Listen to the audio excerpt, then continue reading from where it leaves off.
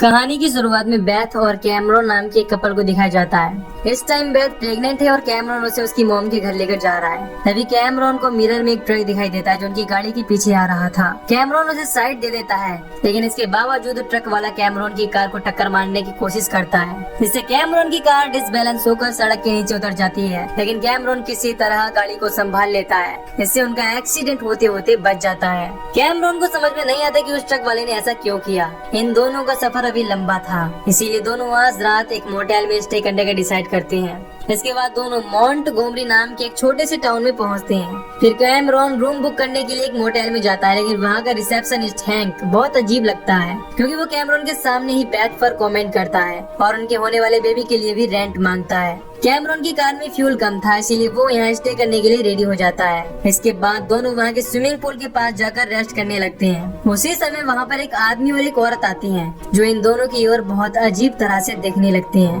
Beth उनसे बात करने की कोशिश करती है, लेकिन वो दोनों बिना कुछ कहे वहाँ से चले जाते हैं। इसके बाद बेथ और कैमरॉन वहीं पर रेस्ट करने लगते हैं और कुछ देर बाद वहीं पर दोनों को नींद आ जाती है। तभी बेथ को एक सपना आता है, जिसमें उसे एक बच्चा दिखाई देता है और साथ ही वहाँ पर एक रोमन अंक भी लिखा था।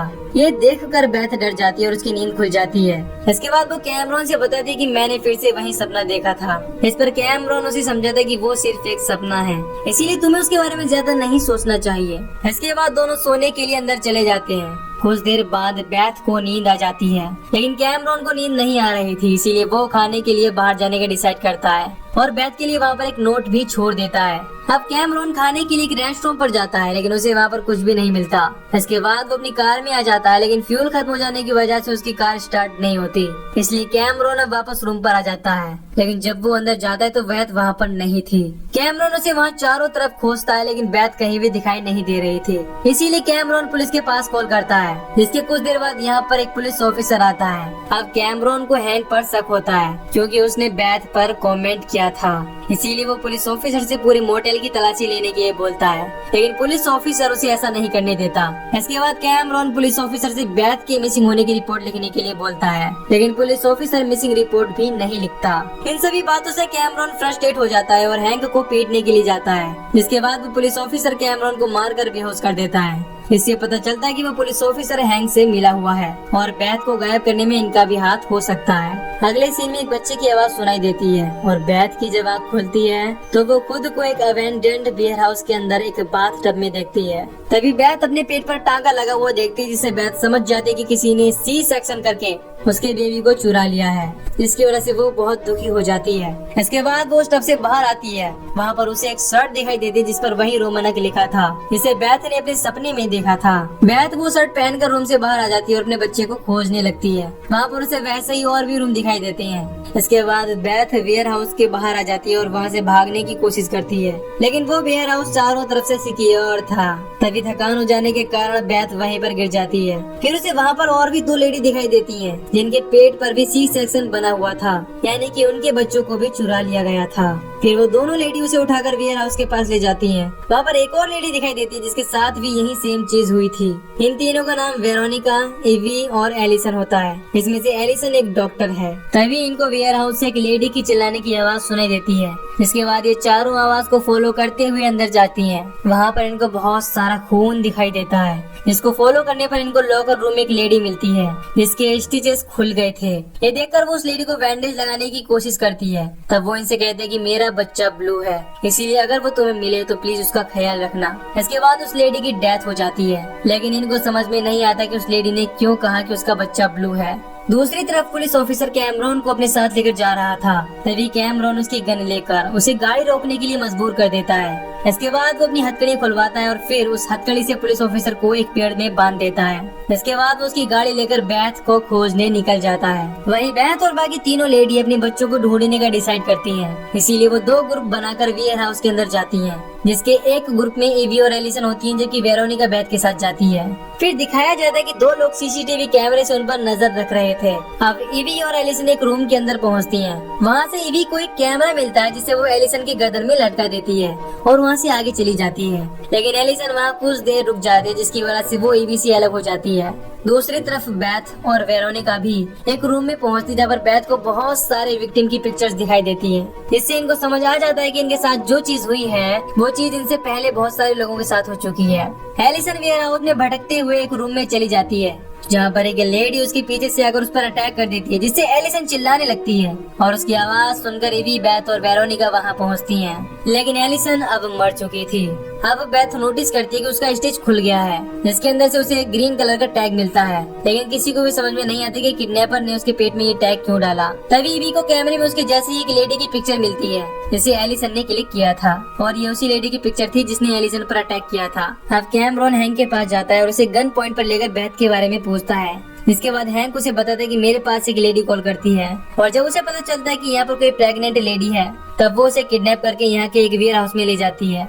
इसके बाद कैमरॉन भी वेयर हाउस पहुँचने के लिए निकल जाता है। वहीं वेयर हाउस में बेथ, इवी और वेरोनिका को एक रूम में सभी बच्चे मिल जाती हैं। लेकिन वो सभी बच्चे एक पिंजरे के अंदर बंद थे और किसी को भी पहचान नहीं आता कि कौन किसका बच्चा है। तभी बेथ एक बच्चे के ऊपर ग्रीन कलर का टैग देखती है जिससे वो समझ जाती कि ये बच्चा एलिसन का है क्योंकि एलिसन के पेट में से ग्रीन कलर का टैग मिला था। इसके अलावा उन सभी बच्चों के ऊपर अलग अलग कलर का टैग लगा था। इससे इनको पता चल जाता है कि सभी के पेट के अंदर अलग अलग टैग है जिसे बाहर निकालने के बाद वो अपने बच्चे को पहचान जाएंगे।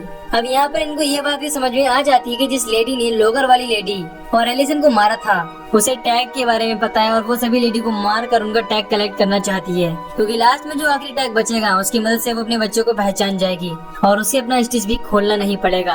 अब इन्हें समझ में आ जाता है कि अगर उनको अपना बच्चा पहचानना है तब सभी को अपना स्टिच खोलकर टैग निकालना होगा। वेरोनिका एक डॉक्टर थी इसीलिए वो स्टिच खोलकर आसानी से टैग बाहर निकाल सकती है। जिसके बाद वो इनको यहाँ की वेटरनरी लेबोरेटरी में ले जाती है। लेकिन सीसीटीवी कैमरे की मदद से दोनों लोग इन पर नजर बनाए हुए थे। जब तीनों लेबोरेटरी की तरफ जा रही होती है तभी वहाँ कुछ शिकारी कुत्ते आकर इनके पीछे पड़ जाती हैं। इसके बाद तीनों अपनी जान बचाने के लिए वहाँ से भागने लगती हैं और जानवरों के केज के अंदर छुप जाती हैं। और इस दौरान इवी वेरोनिका और बेथ से अलग हो जाती है। लेकिन नीचे गिर जाने की वजह से बेथ और वेरोनिका बेहोश हो गई थी। वहीं दूसरी तरफ कैमरॉन वेयर हाउस तक पहुंचने वाला होता है लेकिन तभी उसकी कार वहां बनाए गए एक ट्रैप में फंस जाती है जिसकी वजह से उसकी कार का भयंकर एक्सीडेंट हो जाता है और उसकी मौत हो जाती है। वहीं बेथ शाम तक बेहोश पड़ी रहती है जहाँ पर उसे फिर से बच्चे वाला सपना दिखाई देता है जिसके बाद वो होश में आती है। अब वेरोनिका की हालत बहुत खराब हो चुकी थी क्योंकि उसका घुटना फ्रैक्चर हो गया था जिसकी वजह से उसके पास यहाँ से बाहर जाने के लिए हिम्मत नहीं थी। इसीलिए बेथ यहाँ से बाहर जाकर इवी को खोजने लगती है। इवी गायों के एक अस्तबल में छुपी होती है। वो उस जगह से बाहर निकलने का रास्ता खोजने लगती है लेकिन तभी वो किलर लेडी वहाँ आकर इवी को भी मार देती है। तभी दिखाया जाता है कि जो लोग इन पर नजर रख रहे हैं वो इवी के मर जाने के बाद उसकी फोटो पर क्रॉस लगा देते हैं और अब यहाँ पर केवल 3 लेडी ही बची हुई थी। इवी को खोजते हुए बेथ एक रूम में पहुंचती है जहाँ पर उसे उसी लेडी की फोटो दिखाई देती है जिसको बेथ ने मोटेल में देखा था। तभी बेथ को डंकन नाम का एक लड़का दिखाई देता है जो इवी की डेड बॉडी को यहाँ लेकर आता है। बेथ वहाँ पर छुपने की कोशिश करती है लेकिन डंकन उसे देख लेता है। इसके बाद वो बहुत डर जाता है क्योंकि उसकी मेंटल कंडीशन अच्छी नहीं थी। वो बोलने लगता है कि मिसेस शेपर्ड यहाँ लेडी को देखकर बहुत गुस्सा हो जाएंगी। इसके बाद बेथ उसके पास जाती है और उससे बात करने लगती है। तब उसे पता चलता है कि बेथ ने मोटेल में जिस लेडी को देखा था उसी का नाम मिसेस शेपर्ड है और डंकन उसका बेटा है जो यहाँ के पूरे बिजनेस को कंट्रोल करती है। तभी बेथ को डंकन के पास कुछ चाबियां दिखाई देती हैं। जब बेथ उन चाबियों को लेने की कोशिश करती है तब डंकन वहाँ से भागने लगता है। इसके बाद बेथ उसका पीछा करती है और डंकन से चाबी लेने में कामयाब हो जाती है। इसके बाद वो वेरोनिका के पास जाती है और उसे भी वहाँ से बाहर निकलने में हेल्प करती है। लेकिन वेरोनिका को चलने में परेशानी हो रही थी इसीलिए बेथ चलने में उसकी हेल्प करती है। इसके बाद बेथ वेरोनिका को एक कार के अंदर बैठा कर उसके पैर को ट्रीटमेंट देने की कोशिश करती है। तभी वो लेडी किलर एक ट्रक को स्टार्ट करके गाड़ी की तरफ छोड़ देती है लेकिन बेथ ट्रक को देख लेती है और गाड़ी से टकराने से पहले वेरोनिका को वहाँ से निकाल देती है। इसके बाद वेरोनिका बेथ के साथ लेबोरेटरी के अंदर चली जाती है और सबसे पहले वो अपने स्टिच को काटने लगती है। तभी लेडी किलर वहाँ पर आ जाती है और अंदर आने के लिए दरवाजा तोड़ने लगती है लेकिन बेथ ने दरवाजे के सामने बहुत सारा सामान रख दिया था जिस वजह से वो अंदर नहीं आ पाती।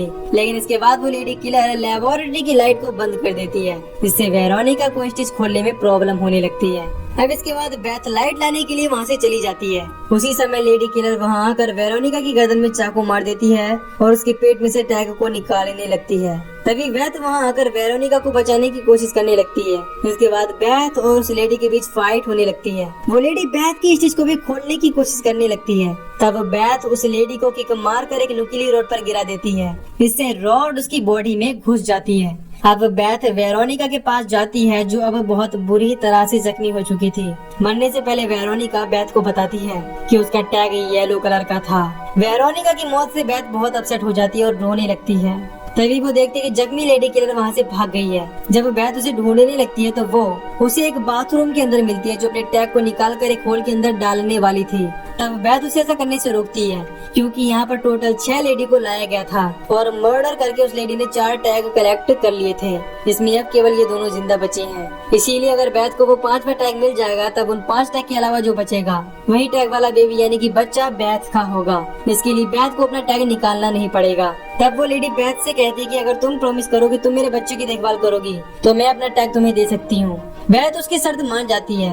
फिर वो लेडी बेथ को बताती है कि एक औरत ने मुझे 5 बच्चों को दिखाया था, जिसमें से मुझे अपने बेबी को खोजना इम्पॉसिबल था। फिर उसने मुझे टैग का एक पिक्चर दिखाया और कहा कि तुम्हें अपने बेबी की पहचान के लिए बाकी की 5 लेडी से टैग कलेक्ट करने होंगे। इसके बाद मैंने अपनी बेबी को खोजने के लिए ये सब कर दिया। इतना कहने के बाद वो लेडी मर जाती है। इसके बाद बेथ उसका टैग लेकर बच्चों के पास जाती है। अब इन पर नजर रखने वाले लोग उस लेडी के पिक्चर पर भी क्रॉस लगा देते हैं और इस तरह बेथ अकेली सर्वाइवर बचती है। अब बेथ उस जगह पर जाती है जहाँ पर सभी बच्चों को केज में रखा गया था, लेकिन अब उस केज में कोई भी बच्चा नहीं था। अपने बच्चे को वहाँ नहीं पाकर बेथ रोने लगती है और चिल्लाने लगती है। तभी वहाँ की लाइट चली जाती है और कुछ लोग आकर उसे बेहोश कर देते हैं। इसके बाद हैंक और वो पुलिस ऑफिसर उसे दूसरी जगह पर ले जाते हैं। बेथ को होश आने पर वो खुद को एक जंजीर में बंधा हुआ पाती है। वहाँ पर उसे सैफर्ड के साथ में एक रशियन कपल दिखाई देता है, जो यहाँ पर बेबी अडॉप्ट करने आए थे।